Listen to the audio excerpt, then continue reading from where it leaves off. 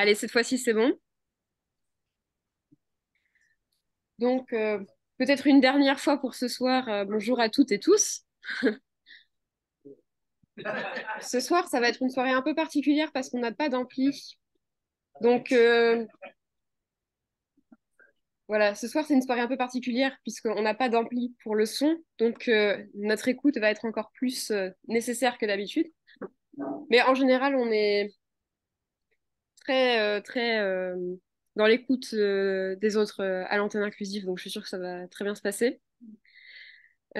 Merci d'être là. Et surtout, merci au Rabbi Josué d'être avec nous. Alors, je me permets une très courte et brève présentation de toi. Donc, tu es rabbin et après des études sans doute que j'imagine classiques en théologie juive, tu te lances à titre personnel dans une recherche sur les personnes queer ou les identités queer ou les expériences queer dans les textes de la tradition. Et donc, tu étais venu déjà nous parler maintenant il y a 2 ans, finalement. Eh Ça devient oui, une tradition annuelle. Il y a 2 ans, donc, des personnes gender non-conforming, enfin des personnes qui n'étaient donc pas des femmes cis et des hommes cis dans le Talmud. oui, C'est vraiment très, très riche.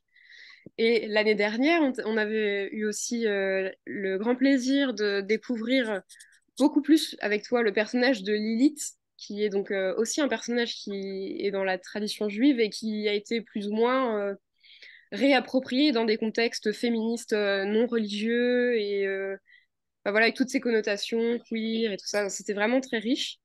Et ce soir, on se réjouit beaucoup de t'accueillir pour parler du changement de nom, ou des changements de nom, plus exactement, dans la Bible, puisqu'évidemment, c'est un enjeu une question qui se pose pour beaucoup d'entre nous ici. En particulier, quand on est une personne trans et non-binaire, la question du prénom est quand même très importante. Et donc, de voir d'autres personnages dans la tradition biblique qui ont vécu ce même changement de nom, et parfois même le changement est initié par Dieu, qui dit à partir de maintenant, tu t'appelleras comme ça. Bah, ça nous interroge. Et donc, voilà, merci de venir nous présenter un peu ce que nous, on peut en apprendre aujourd'hui dans nos contextes tout aussi divers qu'ils soient. Je te laisse la parole à partir de maintenant. très bien. Merci Clémence et merci à tout le monde pour votre accueil. C'est toujours un plaisir de venir à l'antenne. Donc aujourd'hui, comme Clémence l'a dit, on va parler des changements de prénom dans la Torah et dans la Bible hébraïque en général. Alors, en introduction, je voulais vous présenter un passage du Talmud de Babylone, dans le traité Rosh Hashanah, qui évoque justement le changement de nom d'une manière plus générale. Alors, si jamais à tout moment on ne m'entend pas bien, vous n'hésitez pas à me faire signe et j'essaierai de parler plus fort. Donc, voilà le passage en question. Rabbi Isaac a dit, quatre choses déchirent le mauvais décret et mis à l'encontre d'une personne, qui sont la pratique de la charité, l'imploration des cieux, le changement de nom, le changement de façon d'agir. La pratique de la charité selon ce qui est écrit, la pratique... Alors, attendez, je vais changer d'écran parce que je vois pas la suite, sinon... Oui, je suis désolée. Oh, pas de problème, je vais juste quitter le plein écran pour retrouver. Alors, la pratique... Oula, je suis... Voilà. Non, la pratique de la charité selon ce qui est écrit, la pratique de la charité sauve de la mort, dans les proverbes, l'imploration des cieux selon ce qui est écrit, ils implorèrent l'Éternel alors qu'ils étaient dans la détresse et il les sortit de leur oppression, dans les psaumes, le changement de nom selon ce qui est écrit, quant à Sarai, ta femme, tu ne l'appelleras plus Sarai, mais Sarah, car Sarah est son nom. Puis il est écrit, et je la bénirai et je te donnerai aussi un fils d'elle. Le changement de façon d'agir selon ce qui est écrit, et Dieu vit leurs actions. Puis il est écrit, et Dieu revint sur le mal qu'il avait envisagé de leur faire, et ne le fit pas. Donc, ce passage parle des cas où des personnes ont pu être jugées dans l'en haut de façon négative et où, par une transformation intérieure, ces personnes peuvent changer finalement le décret qui a été émis à leur encontre. Donc, ensuite, les rabbins s'appuient bien sûr sur des versets des Écritures pour justifier ce qu'ils avancent. Donc là, c'est pour cela qu'on nous cite tous ces versets. Et donc, on voit que le changement de nom d'une personne est cité parmi les éléments qui peuvent justement opérer cette transformation intérieure qui peut changer une destinée. Donc, nous avions la pratique de la charité, cela semble assez logique dans la mesure où le fait de donner à autrui, donc, opère aussi une transformation en soi parce que ça nous ouvre sur les autres, ça nous pousse à nous préoccuper d'autrui, à se montrer solidaire aussi de tout type de personnes et à se sentir vraiment solidaire de l'humanité en général. Donc, ça change aussi notre perspective, notre regard sur nous-mêmes et sur le monde. La prière, bien sûr, qui permet de se recentrer en soi et de trouver des ressources intérieures pour mieux affronter les difficultés. Le fait d'améliorer sa manière d'agir, forcément, c'est aussi tout un travail sur soi qui est transformateur et qui peut donc aussi changer la façon dont on est dans le monde et dont on va ensuite évoluer au sein du monde. Et en plus de ça, le changement de nom serait donc un changement du même ordre, donc quelque chose qui va vraiment transformer la façon dont on se perçoit, dont on interagit avec le monde et dont on se comporte aussi dans le monde. Sans doute parce que le changement de nom implique nécessairement d'autres éléments, donc une recherche d'un soi plus authentique, un questionnement intérieur, tout un cheminement qui fait que on va être toujours dans une démarche d'évolution vers quelque chose de mieux, de plus essentiel, plutôt que de simplement rester dans ce qui est habituel et qui peut-être au bout d'un moment ne fait plus tellement sens. Et donc, dans la suite, je vais donc développer toutes ces notions-là à partir de quelques exemples bibliques. Donc, je vais avancer à peu près dans l'ordre chronologique des personnes qui ont vu leur nom changer dans la Bible, avec parfois quelques petits changements dans la chronologie quand c'est justifié. Et donc, nous allons commencer avec Abraham, donc, qui apparaît au chapitre 11 de la Genèse pour la première fois sous le nom de Abram. Et c'est au chapitre 17 de la Genèse, donc après avoir vécu de nombreuses péripéties, que son nom est transformé en Abraham. Et je vous ai remis les versets de la Torah qui expriment ce changement. Abram étant âgé de 99 ans, le Seigneur lui apparut et lui dit, je suis le Dieu Tout-Puissant, conduis-toi à mon gré, sois irréprochable, et je maintiendrai mon alliance avec toi, et je te multiplierai à l'infini. Abram tomba sur sa face, et Dieu lui parla de la sorte. Moi-même, oui, je traite avec toi. Tu seras le père d'une multitude de nations. Ton nom ne s'énoncera plus désormais Abram, ton nom sera Abraham, car je te fais le père d'une multitude de nations. Je te ferai fructifier prodigieusement, je ferai de toi des peuples, et des rois seront tes descendants. Cette alliance, établie entre moi et entre toi et ta postérité dernière, je l'érigerai en alliance perpétuelle, étant pour toi un Dieu, comme pour ta postérité après toi.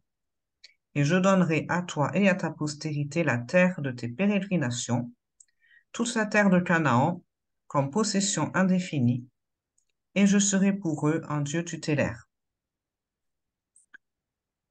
Donc, nous voyons dans ces quelques versets que le changement de nom de Abraham en Abraham surgit dans le contexte d'une alliance de notre personnage avec l'Éternel.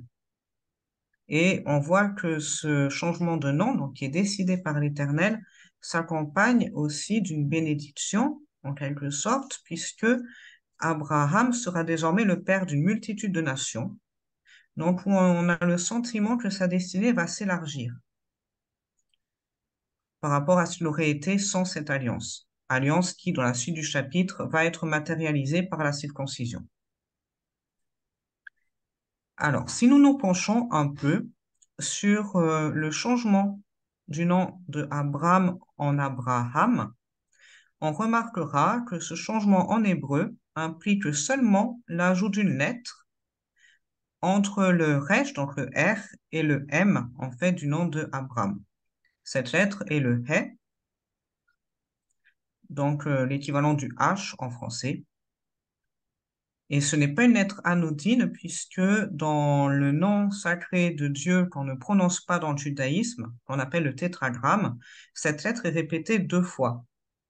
Et c'est d'autant plus intéressant quand on va voir juste après que Sarai, donc l'épouse d'Abraham, voit son prénom transformé en Sarah, donc où elle a aussi un He, comme si chacun des personnages héritait en quelque sorte chacun d'un des deux He du tétragramme. Donc, cette marque de l'Éternel dans le nom de ces personnages, dont d'Abraham et de Sarah, est vraiment un témoin de cette alliance qui s'établit entre l'Éternel d'une part et entre Abraham et Sarah d'autre part. Et d'autant plus que cette lettre, le He, est aussi la première lettre du mot Hamon en hébreu qui veut dire multitude. Et donc, elle indique aussi, elle est l'indice de la destinée qui sera celle d'Abraham et de sa postérité, donc qui va devenir le père d'une multitude de nations. Donc, ces thèmes sont encore développés dans quelques commentaires rabbiniques, dont d'abord le commentaire de Rachi, donc qui est un rabbin médiéval qui a vécu dans le nord de la France au XIe siècle à peu près. Car tu seras le père d'une multitude, et donc Rachi explique que c'est le notaricon de son nom. Alors, qu'est-ce que c'est qu'un notaricon? C'est une méthode d'exégèse biblique, donc d'interprétation, qui vise à décomposer un mot en prenant chaque lettre du mot comme, en fait, l'initiale d'un autre mot. Par exemple, si on prend Avraham, on va dire que le A, ça correspond à Av, qui veut dire père.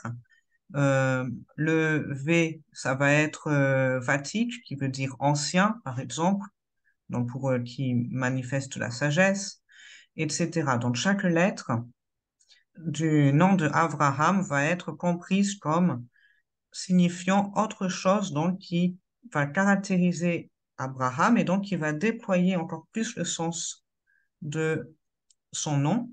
Et donc, car tu seras le père d'une multitude, serait vraiment le sens central donc, de ce notaricon et donc du prénom d'Abraham.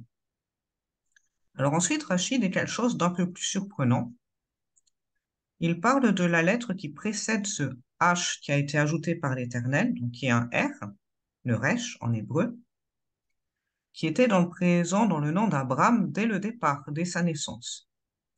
Et ce Resh indiquait qu'il était seulement père en Aram, son lieu d'origine.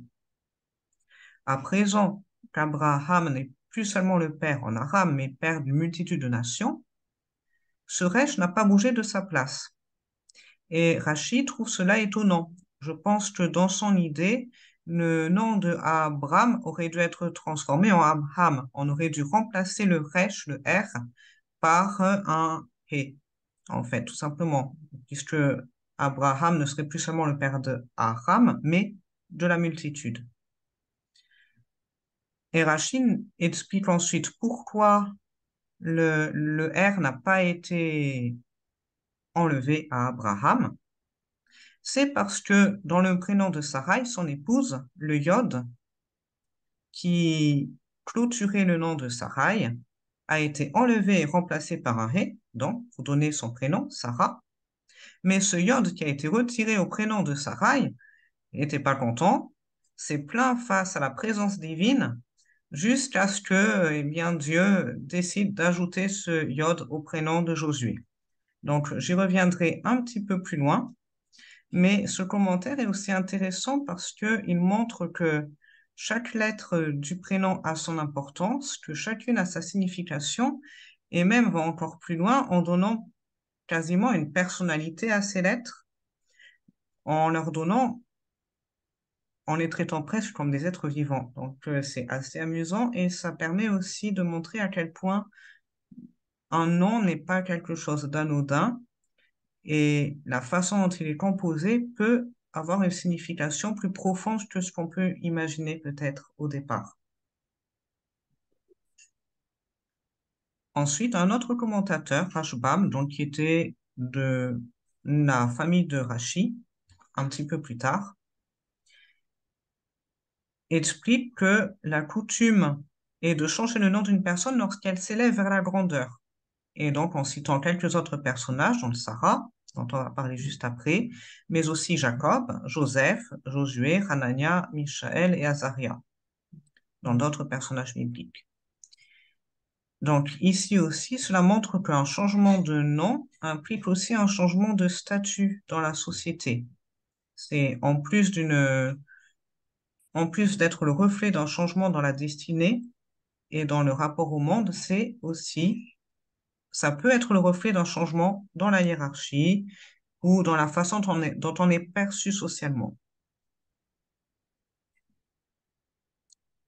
Et Rabbi Yosef Berorchor ajoute quelques éléments supplémentaires en disant que finalement, ce changement du nom de Abraham en Abraham n'est pas exactement un changement radical, mais plutôt une amélioration de son nom. Disons que en devenant Abraham, il reste toujours quelque part Abraham, mais simplement avec plus d'ouverture. Donc, il s'agit simplement du même nom qui a été amélioré. Et du fait que finalement, Abraham et Abraham sont un même nom, dans le récit biblique, une fois que le nom de Abraham a été modifié, il n'y avait plus aucune raison de l'appeler par son ancien nom. Donc, l'ancien nom de Abraham a été complètement abandonné après ce changement. Alors que pour d'autres personnages, ce n'est pas toujours le cas. Par exemple, pour Jacob, à qui l'Éternel a dit, ton nom ne sera plus Jacob, mais Israël sera ton nom, on voit que le deuxième nom, Israël, n'a absolument rien à voir avec le premier prénom Jacob. Et d'après Rabbi Yosef Berorchor, cela implique que l'Éternel avait simplement ajouté un autre nom à Jacob, ce qui faisait que tantôt il pouvait être appelé Jacob dans le récit biblique ultérieurement, et tantôt il pouvait être appelé Israël. En quelque sorte, le nom d'Israël ne venait pas complètement remplacer Jacob, mais venait simplement s'y ajouter et peut-être révéler une facette supplémentaire du personnage qui s'était développée à partir de cet instant. Donc cela implique aussi qu'un changement de nom peut s'opérer selon des modalités différentes. Parfois, le nouveau prénom que l'on porte va complètement remplacer l'ancien et va être plus un développement qui rend l'ancien nom complètement, on va dire, obsolète. Mais parfois, un changement de prénom, ça peut être aussi un ajout d'un nouveau prénom, sans forcément que l'ancien ne soit complètement déraciné en quelque sorte. Tout va dépendre finalement du parcours de la personne et du contexte des circonstances.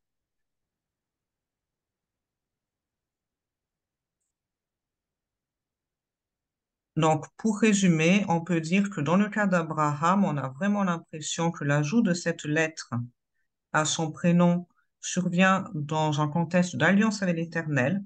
Quelle est la marque de cette alliance? Et que cette alliance va aussi transformer sa destinée en élargissant donc l'impact qu'il aura sur le monde, en ouvrant des possibles qui jusqu'à présent ne lui étaient pas permis. Et on va voir que pour Sarah, on retrouve une dynamique un peu similaire. Donc Sarah apparaît dans le texte biblique en même temps qu'Abraham, sous le prénom de Sarai.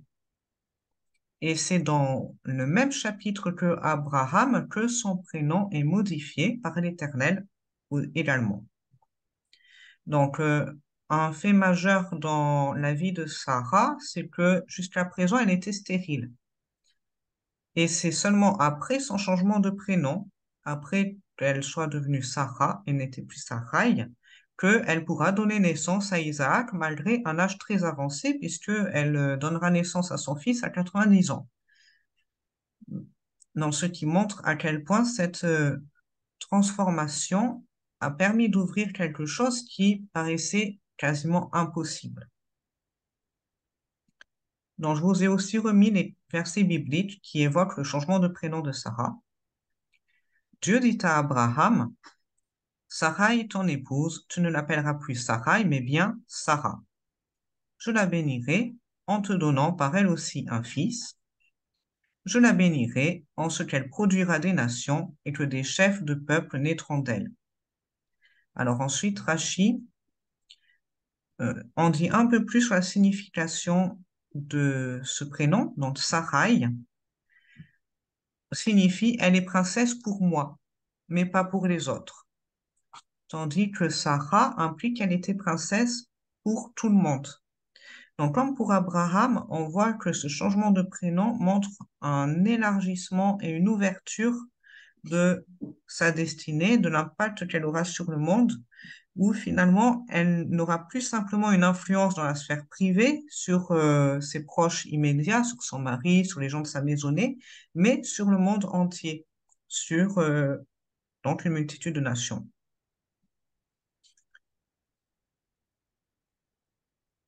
Donc, on voit aussi que Abraham et Sarah voient leur nom modifié dans une dynamique qui va être similaire. Et de même que pour Abraham, d'après Rabbi Yosef ben Rorschach, le changement du prénom n'était pas un changement radical, mais plutôt une amélioration du prénom qui reflétait donc une amélioration du destin des personnages. C'est la même chose pour Sarah. Alors, ensuite, je vais passer directement au Midrash Genèse Rabbah. Donc, il est intéressant parce qu'il mentionne plusieurs interprétations de rabbins sur justement ce changement de prénom, qui ne sont pas forcément d'ailleurs contradictoires. On peut très bien imaginer que chaque interprétation correspond à une facette du changement et on peut très bien les garder tout ensemble sans en préférer une ou une autre. Donc, Dieu dit à Abraham, Sarai, ton épouse, etc. En gros, tu n'appelleras plus Sarai parce que Sarah est son nom. Et il est écrit, une femme forte est une couronne pour son mari. Rabbi Abba a dit, son mari est couronné par elle, mais elle n'est pas couronnée par son mari.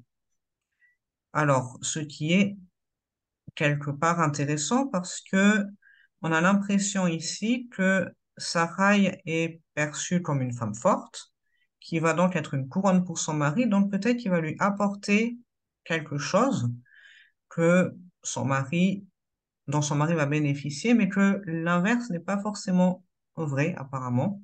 Et je me demande si ça ne pourrait pas être en lien avec le fait que le yod de Sarai, on va en reparler juste après, a pour valeur numérique 10, alors que la lettre He a pour valeur numérique 5, puisque en hébreu, chaque lettre correspond à un chiffre.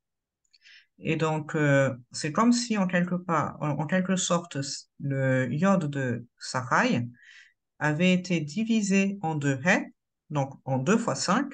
Elle en aurait gardé un, elle en aurait donné un à Abraham. Donc, comme si peut-être le changement de prénom d'Abraham et dans l'élargissement aussi des possibles pour Abraham provenait à la base de Sarai, qui est devenue Sarah. Ensuite, une autre interprétation, nos sages ont dit, elle a le pouvoir sur son mari. En tout lieu, c'est l'homme qui décrète. Cependant, ici, quant à tout ce que tu diras, Sarah, obéis-lui. Donc, c'est l'Éternel qui s'adresse ici à Abraham en lui demandant d'écouter son épouse et de lui obéir. Alors, ici, bien sûr, il faut se replacer dans le contexte. On est vraiment dans une société patriarcale où, effectivement, les femmes souvent sont sous la tutelle de leur mari. Et ici, on nous dit que c'était le contraire qui se passait. Sarah était vraiment, en l'occurrence, la femme forte du foyer, entre guillemets, et c'était elle qui commandait. Rabbi Yoshua ben Kara, lui, a encore une autre interprétation en disant, donc, l'interprétation que j'évoquais aussi plus haut, le yod, que le Saint béni soit-il, a pris de Sarah et a été divisé en deux, une moitié pour Sarah et une moitié pour Abraham. Et une autre interprétation qui va permettre de faire la liaison avec le personnage suivant, Rabbi Shimon ben Yochai a dit, le yod, que le Saint béni soit-il, a pris de Sarai, volait et flottait devant le trône du Saint béni soit-il, en disant devant lui, Maître du monde, est-ce parce que je suis la plus petite des lettres que tu m'as retiré de Sarah la juste? Il faut savoir en effet que le yod en hébreu, c'est une lettre qui est minuscule, c'est juste l'équivalent d'une petite apostrophe, et c'est la plus petite de l'alphabet. Donc ici, on a ce yod qui est vraiment ennuyé et qui se demande pourquoi est-ce qu'il a été retiré du prénom de Sarah, en se demandant est-ce que c'est parce que je suis trop petit? Et le Saint béni soit-il lui dit, autrefois tu étais dans le nom d'une femme et à la fin des lettres de son nom. Maintenant, je te place dans le nom d'un homme au début des lettres de son nom. Comme il est dit, Moïse appela Hoshea, fils de Nun, Josué, donc qui est Oshua, en nombre 13, 16. Et il faut savoir que le prénom hébreu Yehoshua diffère du prénom Hoshea par une seule lettre, qui est justement l'ajout du yod au début. Donc, autrement dit, d'après Rabbi Shimon ben Yochai, le yod qui est au début du prénom de Josué serait exactement le même que celui qui était à la fin du prénom de Sarai. Et Rabbi Mana, lui, reprend une interprétation qu'on a déjà vue. Donc, autrefois, Sarai était une princesse pour elle-même seulement. Et maintenant, donc, qu'elle soit une princesse pour toutes ces créatures, pour tout le monde. Alors, par rapport justement à ce Yod qui a changé de prénom, qui est passé de Sarai à Josué, ça permet de faire la liaison avec justement le personnage de Josué, qui est un autre personnage qui a vu son nom modifié dans la Bible. Donc, même si chronologiquement, on va sauter quelques étapes, on pourra revenir à Jacob, Joseph, etc., juste après. Donc, je replace le changement de prénom de Josué dans son contexte. Donc, les Hébreux sont dans le désert. Ils sont pas très, très loin de la terre promise. Ils ont reçu les 10 paroles. Et Moïse envoie 12 explorateurs, un par tribu, pour aller explorer la terre de Canaan. Et il va désigner donc un personnage important dans chaque tribu. Parmi eux se trouve donc Hoshea, fils de Nun, qui est issu de la tribu d'Éphraïm et qui est par ailleurs le serviteur de Moïse. Dans la suite du récit, on va voir que 10 explorateurs présentent un rapport négatif qui va décourager tout le peuple de conquérir la terre de Canaan, et les seuls qui auront gardé le courage, en quelque sorte, qui auront présenté un rapport positif, étaient Josué et Caleb. Donc, je vous remets le verset qui mentionne le changement du prénom de Josué, donc qui est juste à la fin de la liste des 12 explorateurs qui partent en Canaan, donc juste avant leur départ, où on lit donc, tels sont les noms des hommes que Moïse envoyait explorer la contrée, et puis, comme une remarque en aparté, on nous dit, Moïse avait nommé Hoshea, fils de Nun, Josué. Alors, on peut se demander pourquoi Moïse a modifié le prénom de Josué juste à ce moment-là, et pourquoi pas celui des autres explorateurs d'ailleurs, pourquoi seulement Josué? Et pourquoi est-ce que le texte biblique mentionne ce changement de prénom à cet endroit-là et pas ailleurs? Donc, les commentaires tentent de répondre à ces questions. Donc, notamment l'interprétation de Rashi, en se basant d'ailleurs sur le Midrash, et que, en fait, Moïse avait prié pour Josué en disant que Dieu te sauve, donc en hébreu Ya Yoshiacha, du mauvais dessein des explorateurs. Et donc le Yod, donc qui serait donc la première lettre du tétragramme, reflèterait cette prière de Moïse qui aurait accompagné Josué pour qu'il ne se laisse pas influencer peut-être par les autres qui allaient revenir avec un rapport négatif. Alors, on peut aussi rappeler donc justement le fait que ce Yod a fait partie du prénom de Sarah, selon Rabbi Shimon ben Yochai, et on peut se demander aussi dans quelle mesure ce Yod n'établit pas un lien entre les deux personnages, peut-être en rapprochant Josué de son ancêtre Sarah, et peut-être de lui faire bénéficier d'une certaine influence de son ancêtre. Et aussi, cela peut rappeler le fait qu'en changeant de prénom, parfois, on peut aussi se reconnecter à une certaine histoire familiale, à un certain héritage, à une tradition qui, qui nous a été léguée par nos ancêtres et dont on veut se sentir plus proche.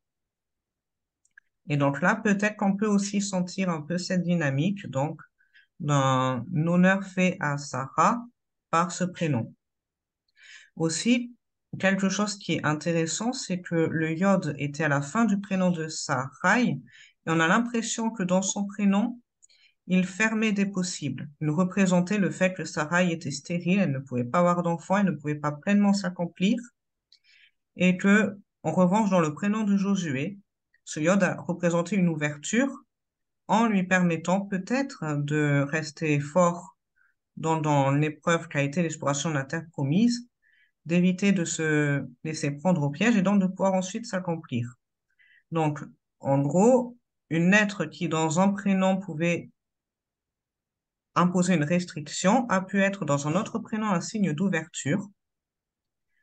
Donc, aussi pour remettre à chaque fois les choses dans leur contexte.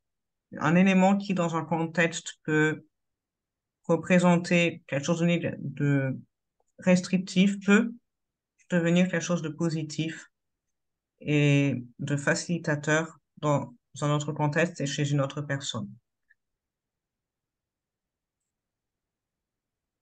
Alors, ensuite, on a un midrash qui donne encore une autre interprétation par rapport à ce changement de prénom, donc encore très symbolique, où on se demande, mais qu'a-t-il pris à Moïse d'ajouter un yod au nom de Josué? Ça paraît un peu incongru quand on nous présente ça au beau milieu de cette liste de noms.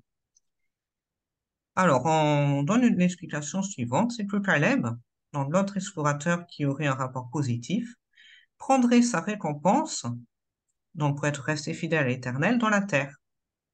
Comme il est dit, assurément, ce pays qu'a foulé ton pied t'appartiendra comme un patrimoine à toi et à tes descendants pour toujours. Donc, en gros, Caleb aurait sa récompense, donc, d'après la Torah, euh, dans la terre qu'il aurait foulée, tout simplement.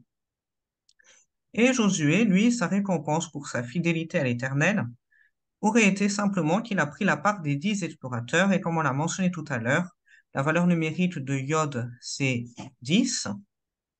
Donc, ça pourrait montrer qu'il a obtenu 10 parts, en quelque sorte, des 10 explorateurs, ou ça le met un peu en balance par rapport aux 10 autres. Ensuite, encore un autre élément qu'on n'a pas mentionné, mais qui peut être un peu intéressant. Je ne vais pas tout lire parce que sinon on ne pourra pas faire tous les personnages. Oui, c'était le dernier. Donc, où on nous dit donc, que Josué avait déjà combattu dans la guerre contre Amalek dans le livre de l'Exode et qu'il était devenu célèbre en vainquant Amalek. Et en quelque sorte, Moïse avait changé le nom de son serviteur dans Josué pour qu'on ne le reconnaisse pas. Donc, ce qui peut paraître assez paradoxal, comme si changer une lettre du prénom de Josué pouvait suffire pour, en quelque sorte, que les ennemis ne le reconnaissent pas et qu'ils puissent faire sa mission d'exploration incognito. Donc peut-être que cela révèle aussi quelque chose de plus profond sur le changement de prénom, comme de quelque chose qui peut être plus transformateur que ce qu'on peut imaginer de prime abord.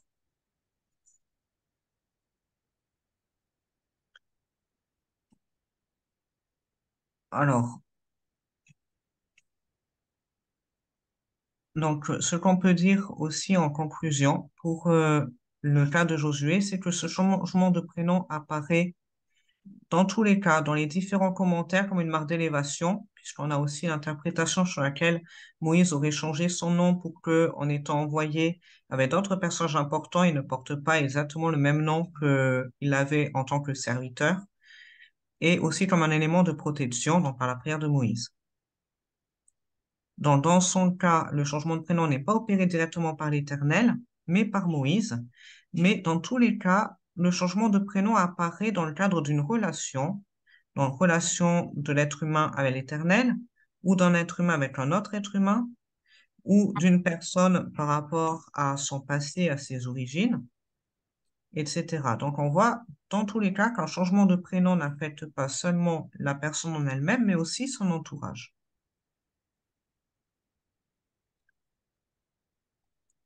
Ensuite, donc, on va revenir en arrière dans la chronologie biblique avec Jacob. Alors, son changement de prénom arrive aussi dans un contexte très particulier et va vraiment marquer un tournant, je pense, dans la destinée de Jacob, qui reflète aussi une certaine transformation intérieure chez lui. Jacob retourne en Canaan avec toute sa famille après avoir passé plus de 20 ans chez son beau-père Lavan, dans Cararan. Sur le chemin, des messagers lui apprennent que son frère jumeau Ésaü vient à sa rencontre avec 400 hommes armés. Mais on sait que Ésaü et Jacob s'étaient quittés en très très mauvais termes, puisque Jacob avait pris une bénédiction qui était censée revenir à Ésaü, une bénédiction de leur père Isaac, et Ésaü en avait énormément voulu à Jacob, à tel point qu'il avait même eu des pensées meurtrières envers son jumeau, qui avait justifié que les parents de Jacob et Ésaü ont décidé d'envoyer Jacob très loin, le temps que Ésaü se calme. Et finalement, Jacob est resté chez son beau-père pendant une vingtaine d'années. Donc, pendant plus de 20 ans, Jacob n'a pas vu Ésaü, n'a eu aucun contact avec lui. Et maintenant qu'il revient, donc après avoir gardé de son frère le souvenir de quelqu'un qui veut le tuer, il apprend que ce même frère arrive à sa rencontre avec 400 hommes armés. Donc, Jacob a très peur dans le récit de la Genèse à ce moment-là. Et pendant la nuit qui précède leur rencontre, il s'isole sur le bord de la rivière, et là, un être mystérieux s'en prend à lui, l'attaque, et Jacob passe toute la nuit à lutter contre cet être. Et à la fin de cette lutte, Jacob finit par avoir le dessus et demande à l'être qui a lutté contre lui de le bénir. Et c'est à ce moment-là que cet être, qui s'avère être un ange envoyé par l'Éternel, va changer son nom en Israël. Donc on peut voir aussi que ce passage, donc où Jacob lutte seul avec un inconnu dans la nuit près d'une rivière, peut très bien métaphoriquement représenter une lutte contre ses propres peurs, contre ses limitations intérieures, qu'il va finalement arriver à surmonter et qui vont donc être à l'origine donc de ce changement de nom en Israël. Donc ça peut représenter aussi la lutte que chaque personne peut faire pour arriver à s'assumer pleinement, à affronter la vie en face à face, j'ai envie de dire, au lieu d'essayer de se cacher, de la contourner en permanence, sachant que Yaakov, c'est un prénom qui, en hébreu, est lié au talon, mais aussi à ce qui est tordu. Donc, qui pourrait montrer peut-être une tendance de Jacob à contourner les choses, à toujours trouver un moyen d'éviter les problèmes, de ne pas les confronter directement. Et là, face à cet inconnu, il y a été obligé. Il n'a plus pu contourner les choses, il n'a plus pu dissimuler, il n'a plus pu faire preuve de ruse. Il a fallu vraiment qu'il lutte en face à face. Et c'est à ce moment-là, donc, qu'il entame peut-être un nouveau chemin, donc, qu'il acquiert aussi une nouvelle façon d'affronter la vie qui justifie son changement de prénom en Israël, ou plutôt l'addition du nom Israël à son prénom, puisque dans la suite du texte, il continuera à être appelé Jacob, simplement peut-être pour montrer que bien qu'il garde des éléments de sa personnalité d'origine, il en acquiert de nouveaux qui vont donc le renforcer. Donc, je vous ai remis aussi les versets qui décrivent plus précisément ce moment de la Torah. Jacob étant resté seul, un homme lutta avec lui jusqu'au lever de l'aube. Voyant qu'il ne pouvait le vaincre, il lui pressa la cuisse, et la cuisse de Jacob se luxa tandis qu'il luttait avec lui. Il dit, laisse-moi partir car l'aube est venue. Il répondit, je ne te laisserai point, que tu ne m'aies béni. Il lui dit alors, quel est ton nom? Il répondit, Jacob. Il reprit, Jacob ne sera plus désormais ton nom, mais bien Israël, car tu as jouté contre des puissances célestes et humaines, et tu es resté fort. Jacob l'interrogea en disant, apprends-moi, je te prie ton nom. Il répondit, pourquoi t'enquérir de mon nom? Et il le bénit alors.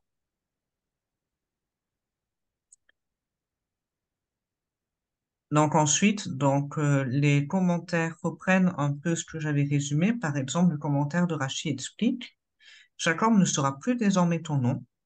Autrement dit, on ne dira plus à ton sujet que tu as acquis les bénédictions par la ruse et la tromperie, mais que tu les as acquises par la lutte en face à face. Ta destinée est que l'Éternel te sera révélé à Beth-El, qu'il changera ton nom et qu'il t'y bénira. Et alors, l'ange qui aurait lutté avec lui, en fait, dans la suite du commentaire, aurait voulu dire à Jacob, ton changement de prénom arrivera plus tard. Je serai là pour témoigner que nous avons lutté et là-bas, l'Éternel changera ton nom. Et la suite du commentaire explique que, en fait, Jacob a exigé que l'ange le bénisse immédiatement, qu'il n'attende pas qu'il arrive à Bethel, qu'il rencontre l'Éternel, etc., mais que son nom soit changé tout de suite. Et donc, un peu à contre-cœur, l'ange aurait fini par accepter. Ici, on a vraiment l'impression que Jacob change d'attitude en sentant que laisser passer trop de temps peut peut-être ne pas être complètement positif, qu'il a besoin de ce changement de nom maintenant, que peut-être, entre-temps, il risquerait de reculer éventuellement. Bref, toujours est-il qu'il est arrivé à un stade de sa vie où il est prêt à recevoir cette bénédiction et ce changement de nom, et donc il insiste pour que ce soit maintenant. Ce qui montre aussi que la personne est quelque part maîtresse dans une certaine mesure de sa destinée, et que c'est à elle de décider quand le moment est venu pour elle, et pas à des personnes extérieures de dire attends encore, de dire euh, ça arrivera plus tard, prends ton temps, etc. La personne est finalement seule juge du moment qui est le plus approprié. Alors ensuite, aussi un élément intéressant avec le prénom de Israël et de Jacob signifierait qu'en fait, ce prénom s'inscrit dans une certaine temporalité. Donc, d'après Rabbi Ovadia Sforno, donc, le verset «Tu ne seras plus appelé Jacob, car Israël sera ton nom» indiquerait que à la fin des temps, lorsque tu existeras toujours après la disparition des nations, en fait, tu ne seras plus appelé Jacob. Autrement dit, tu es encore appelé Jacob, car en fait, en hébreu, donc, Yaakov, c'est aussi Akev, c'est ce qui vient en conséquence de quelque chose, c'est ce qui vient après quelque chose. Ce prénom indiquerait que tu persisteras, tu resteras présent jusqu'à la fin des temps. Et donc, Jacob ne cessera pas d'être mentionné à ton sujet pour enseigner que tu seras à la suite et à la fin de toutes les nations. Mais Israël, car tu as lutté, on t'appellera seulement par le nom d'Israël pour enseigner que tu as déjà lutté contre les dieux et les hommes de manière similaire à ce que dit le verset. En ce jour, l'Éternel châtiera les ministres du ciel au ciel et les rois de la terre sur la terre. Donc j'ai l'impression que ce commentaire veut dire que le prénom de Jacob reflèterait finalement la persistance du personnage à travers les âges, aussi à travers sa descendance, et que cette persistance serait celle d'Israël finalement, de celui qui a lutté à la fois contre les êtres humains et les, et contre les forces divines pour parvenir à s'accomplir et à s'affirmer. Et donc, le commentaire d'un autre rabbin vient un peu dans le même sens en disant que ce nom, Israël, implique à la fois le passé et le futur. Donc, ça inscrit vraiment le personnage dans toute une histoire, à la fois celle de ses ancêtres et celle de ses descendants. Voilà, je vois que l'heure tourne, donc peut-être qu'on va arrêter là. De toute manière, le support, je le mettrai en libre accès sur mon propre Patreon si je le fais pas ce soir, dans la semaine probablement. Donc comme ça, vous pourrez relire les textes, continuer à y réfléchir et éventuellement lire aussi tous ceux qu'on n'a pas pu étudier ce soir. Et bien sûr, si vous avez des questions ou des remarques, n'hésitez pas. Merci beaucoup, beaucoup, Josué. Alors justement, juste avant que j'ouvre la place pour les questions, je saute sur l'occasion pour recommander fortement ton Patreon, qui est une manière aussi de te soutenir et de soutenir ton travail et ta recherche.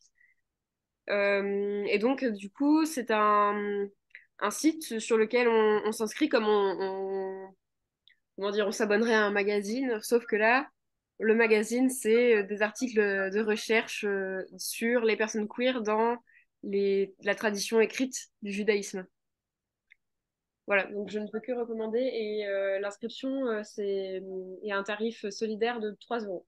Donc voilà, ça permet de soutenir aussi le travail du Rabbi Josué. Et voilà, et maintenant, je propose qu'on fasse comme d'habitude une question pour Zoom, une question pour la salle, et qu'on alterne comme ça, voilà, pour que chacun et chacune puisse avoir un peu la parole. Et oui, je vais envoyer le lien, oui.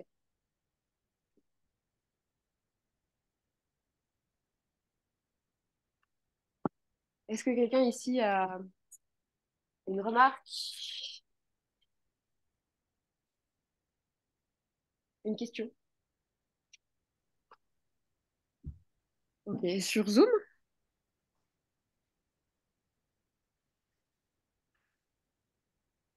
Euh, si juste, je vous vois pas, donc il faudrait juste mettre l'emoji lève la main si.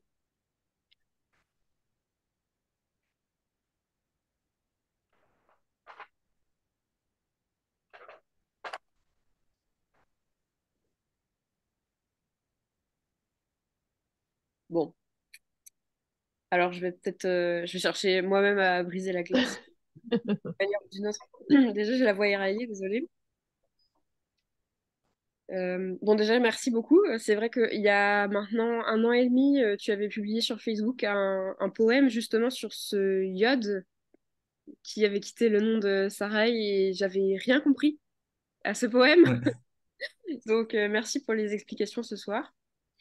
Et alors, du coup, ça n'a pas de rapport direct avec les transidentités, mais c'est très intéressant.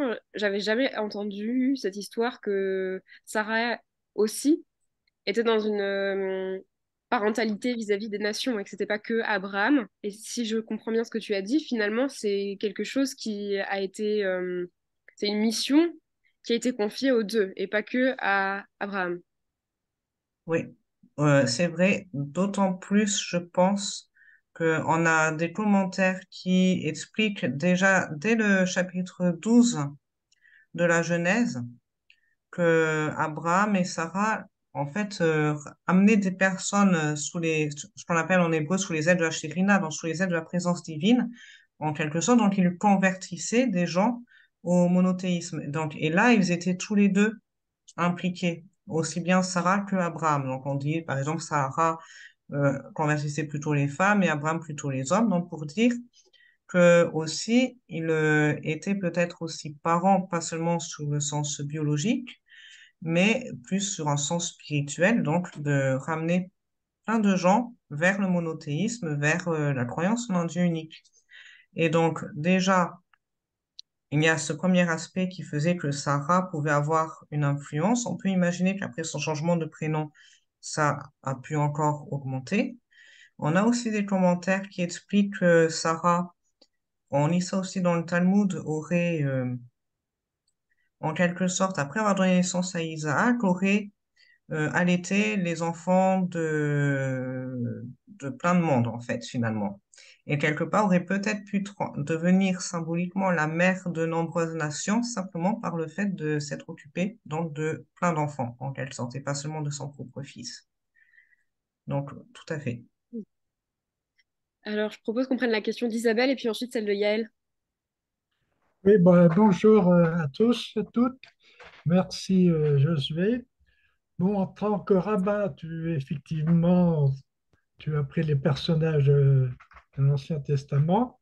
Est-ce que les interprétations diverses que tu as évoquées là pour les différents personnages, on peut les retrouver bien dans les évangiles à propos de Pierre, Simon, Paul et Saul, etc.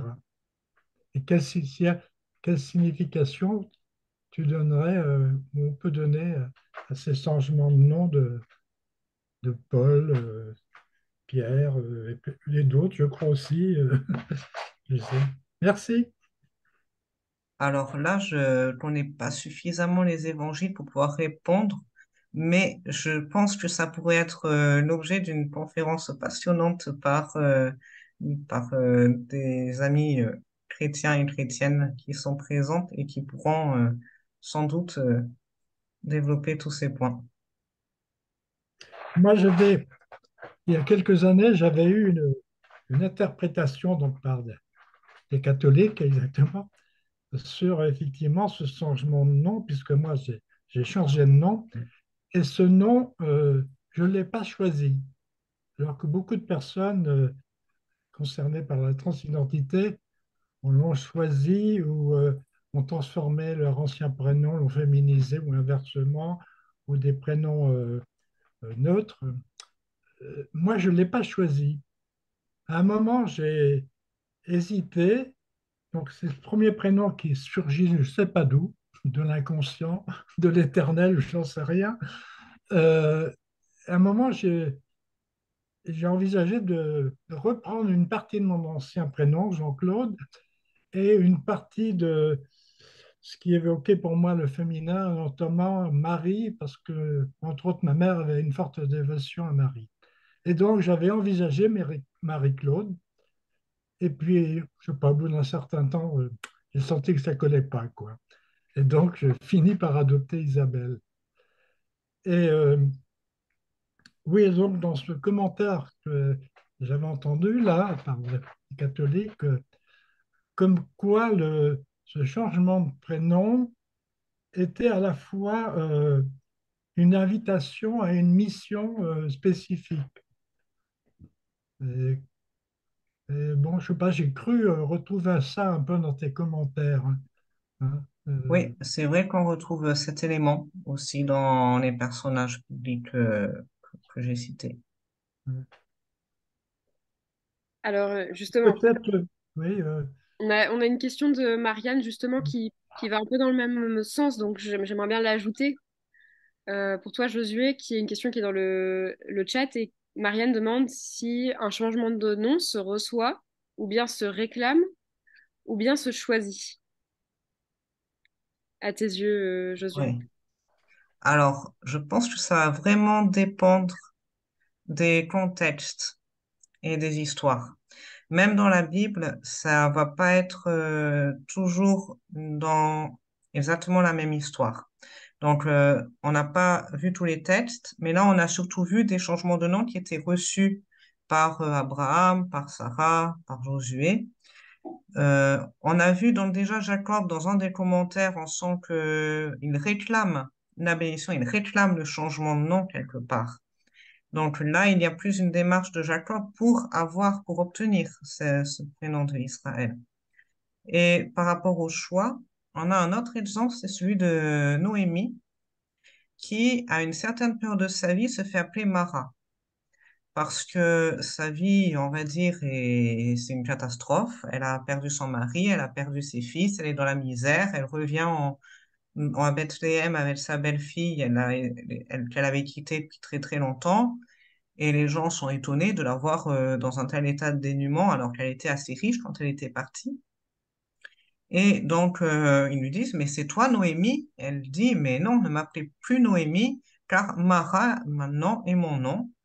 Donc là, elle se choisit un prénom qui signifie amère, donc qui est le reflet finalement de sa, de sa vie au moment où elle est là, et qui, en fait, peut être aussi le reflet d'une prise de conscience. D'après certains commentaires, elle aurait vraiment été dans une démarche de se dire, ce qui m'arrive, c'est peut-être aussi le résultat de choses que j'ai pas faites comme il faut, de mes transgressions, etc. Et donc, elle était vraiment dans une démarche de repentir et on avait l'impression que dans cette phase de sa vie, elle a eu besoin de changer son nom de cette manière-là. C'était temporaire. Ensuite, dès que tout s'est arrangé, elle a repris son nom de Noémie, etc. Mais on voit ici que c'est elle un- qui a décidé de ce changement de nom dans certaines circonstances, que c'était pas fait non plus pour durer, mais c'est elle qui l'a choisi. Donc, on voit que en fonction des personnages et des histoires, les changements de nom peuvent vraiment répondre un peu à ces différents critères. Justement, par rapport à la question de le changement de trajectoire suite au malheur et donc peut-être un changement de nom qui s'en suivrait, Yael disait, j'ai entendu parler d'une tradition de changement de nom suite à une maladie. Alors oui, tout à fait. Dans la tradition juive, on a une coutume qui est que quand une personne est très malade, par exemple, de changer de prénom pour en quelque sorte changer justement la destinée et donc pouvoir recouvrer la santé. Donc ça va un peu dans la lignée du texte de Rosh Hashanah que j'ai cité en introduction, de se dire que le changement de nom fait partie des éléments qui peuvent changer le décret émis à l'encontre d'une personne. Donc on se dit que ça, changer de nom peut impliquer un changement aussi dans la personne qui peut-être lui permettra de retrouver la santé. Donc on a effectivement cet élément. Une autre coutume, ça peut être de se faire, souvent dans le judaïsme plus traditionnel, les gens se font appeler un tel fils ou fille de un tel, ou c'est le nom du père qui est cité. Et souvent, en cas de maladie, on va plutôt citer le nom de la mère, justement, peut-être pour donc bénéficier d'une énergie un peu différente qui va permettre de soutenir la personne à travers la maladie. Il y a une question, oui.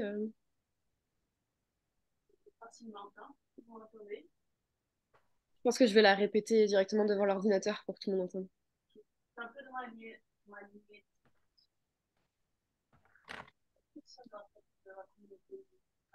Est-ce qu'il donc, il y a des changements de nom inspirés par l'histoire de l'ancien?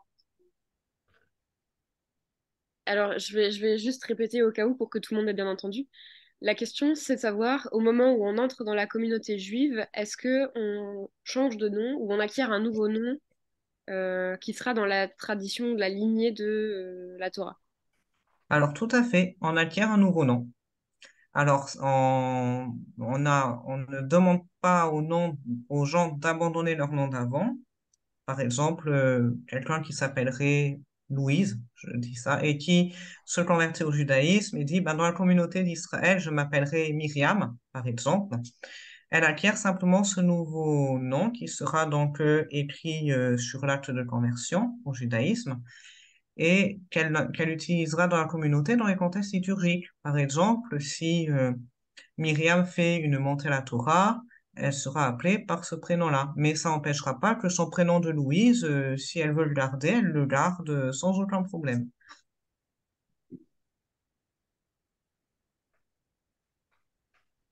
Pour l'instant, Et il y a... parfois, Oui, aussi certaines personnes peuvent aussi choisir de garder le même prénom. Des personnes qui se convertissent au judaïsme mais qui ont déjà un nom biblique, par exemple, qui pourrait s'appeler David ou Ève, peuvent très bien dire, ben moi, je m'appelle David et j'ai envie de rester David, et puis de simplement garder ce nom-là. Je laisse le temps aux gens, autant sur Zoom que ici, de réfléchir à une dernière question qui sera la dernière question de la soirée. Juste, je profite de l'occasion pour rebondir moi aussi. Tu disais donc que dans le cadre d'une maladie, c'était tout à fait accepté de changer de nom. Est-ce que du coup, le contexte du judaïsme est accueillant, favorable pour les personnes trans en particulier qui elles, seraient amenées à changer de nom voilà, pour d'autres Alors, ça raisons. va complètement dépendre des communautés. Disons que dans les communautés plus progressistes, en général, il y a une certaine prise de conscience par rapport à ces problèmes, à ces sujets, qui font que il y aura une compréhension qui sera et une acceptation qui sera très bonne en général. Dans les communautés un peu plus traditionnalistes, ça peut être plus compliqué, mais plus parce que, bon, ce sont des communautés qui sont plus conservatrices de manière générale. Et donc, je pense que dans le christianisme, c'est la même chose, où vous avez des mouvements très conservateurs et qui vont être plutôt LGBT-phobes, tout confondu, et d'autres où, au contraire, on va accueillir tout le monde de la même manière. Donc, c'est sûr que de toute façon, quand une personne change de nom dans le cadre d'une transition, dans les courants progressistes du judaïsme, ça pose absolument aucun problème et on va accueillir la personne telle qu'elle se présente. Mais bon, voilà, ça va vraiment dépendre des interlocuteurs. Je comprends. Alors, je crois que le dernier mot, ou la dernière question plus exactement, revient à Isabelle. Merci parce que j'aurais beaucoup de choses à dire, mais euh, notamment parce qu'il vient d'être évoqué le fait d'avoir entendu par un, un chrétien ces histoires de changement de nom dans la Bible. Tout de suite, ça m'a rassuré et ça m'a donné quelque part des arguments pour être mieux accueilli en tant que personne transidentitaire dans ce milieu chrétien. Je voudrais dire aussi, comme j'avais écouté tout à l'heure, que je n'avais pas choisi mon prénom, euh, et comme je n'ai pas choisi non plus mon identité, et que quelque part, je ne sais pas hein, si c'est le très haut, j'en sais rien, j'avais à accueillir ces non-choix. Quoi. Et que, effectivement, ça m'a aussi déculpabilisé là, de voir ces explications, ces commentaires. Et puis une dernière chose, bon, ben, chez les catholiques aussi, les religieux, moi maintenant, souvent je change de prénom aussi. Donc aussi, je pense que c'est une signification derrière. Bon, la mienne, je ne sais pas trop, mais bon, merci. Merci beaucoup, Isabelle. Oui, c'est vrai qu'en fait, nos traditions sont toutes très riches de tous ces héritages qui sont là et qu'on ne perçoit même pas. Et en fait, quand on commence à regarder, eh ben, on n'est pas tout seul et toute seule. Et on s'inscrit dans une continuité. Est-ce que, Josué, tu veux quand même dire un petit mot de conclusion ou on s'arrête comme ça Alors, en mot de conclusion, je vais dire ben, déjà merci à tout le monde d'avoir été présent et présente pour cette conférence et donc pour votre écoute et pour vos questions et vos remarques. Voilà. Et donc, si jamais vous voulez continuer les échanges dans un autre cadre, voilà, surtout n'hésitez pas. Vous pouvez demander mes coordonnées à l'antenne inclusive s'il y a besoin. Donc, ça sera avec grand plaisir si vous voulez continuer à discuter de ces questions autant de temps que vous voulez.